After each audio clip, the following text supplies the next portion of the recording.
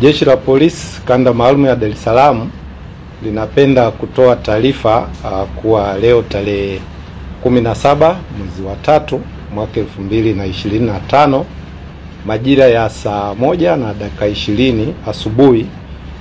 katika barabara ya Nyerere maeneo ya Pugu mwisho wa lami imetokea ajali ya magari mawili kugongana na kusababisha kifo cha mtu mmoja na majeruhi kwa mtu mmoja. Ajali hiyo imetokea baada ya dereva wa daladala yenye usajili namba T580 EAE aina ya Tata Icha inayofanya safari zake kutoka Zingiziwa Chanika na kwenda Machinga Complex Ilala. Hiyo daladala ilikuwa ikitokea maeneo ya Pugu kwenda Gongo la Mboto, iligongana na gari namba T 952 AMD na aina ya Toyota Prado iliyokuwa ikiendeshwa na ofisa wa polisi mwenye namba PF 15950 Superintendent Awadhi Mohamed Chiko ambaye pia ni mkuu wa polisi wilaya ya polisi Chanika, akiwa akitokea eneo la Gongo la Mboto kuelekea Pugu na kusababisha kifo cha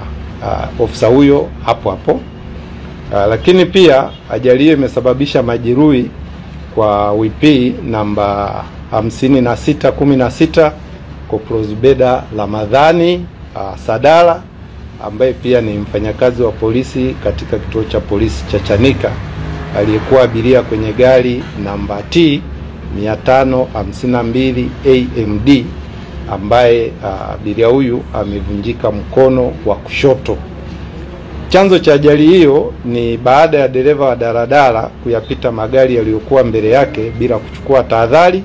na kusababisha kugongana uso kwa uso. Jeshi la polisi linamtafuta dereva wa daladala ambaye hajafahamika aliyetoroka baada ya kusababisha ajali hiyo. Pia Jeshi la Polisi Kanda Maalum ya Dar es Salaam linakanusha taarifa zilizotolewa na baadhi ya vyombo vya habari hapa nchini kuwa aliyefariki katika hiyo ajali ni kamishina wa operation na mafunzo Tanzania, Kamishina Awaz Juma Haji.